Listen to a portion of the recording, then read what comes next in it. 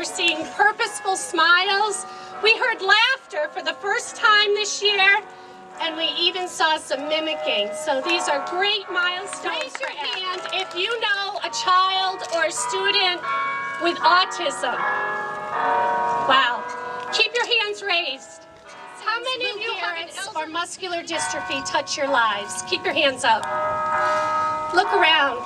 Almost everyone's hand is raised, and if your hand is not raised, then your neighbor's hand is raised. And the Foundation for Mitochondrial Medicine supports and funds research to help the people that touch your lives. And coming here today, you raised $27,288.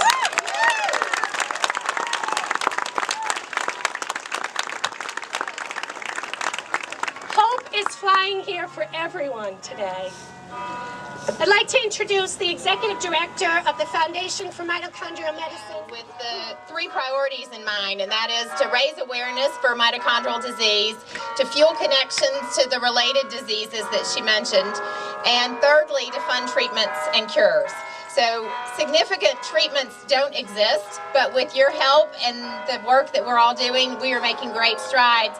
Through the work that you did last year, you raised almost $40,000 or more even, and had about 500 people attend the event. And with that, we've been able to send a grant to a leading research team in the Netherlands that is testing drug compounds. We've also funded 10 patients for a functional MRI study where they can examine the cognitive impacts of children with mitochondrial disease and autism, and children with mitochondrial disease, and eventually then a new grant for adults with mitochondrial disease.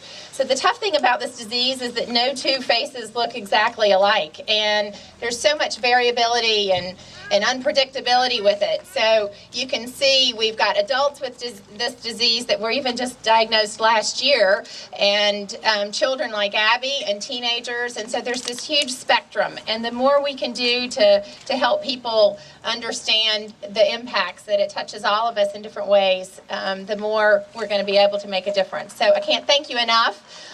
So on behalf of our board of directors, it just with much gratitude do I express for all of you being here. And I have a small token of appreciation to the Sauerhofer family, and I don't have it really unveiled very well. Here. Wait, you hold this. So this... Oh, I know what it is. I thought I had it.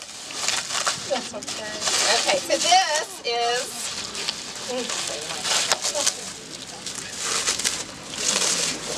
This is a customized firefly lantern that you can hang in your backyard. Can you tell the story of the firefly? Absolutely. So the firefly is our logo. When we relaunched 2 years ago, we chose the firefly because not only is it something that everybody can relate to, and it just symbolizes hope and light, and you know, it reminds us all of our childhoods and just where hope can really fly, but it actually has scientific medical implications. And so the firefly is actually being used in research for treatments for the disease. So if you can see, our little firefly has its glowing effects, just like on the t-shirts and on our logos. And that's because the mitochondria and the firefly are working.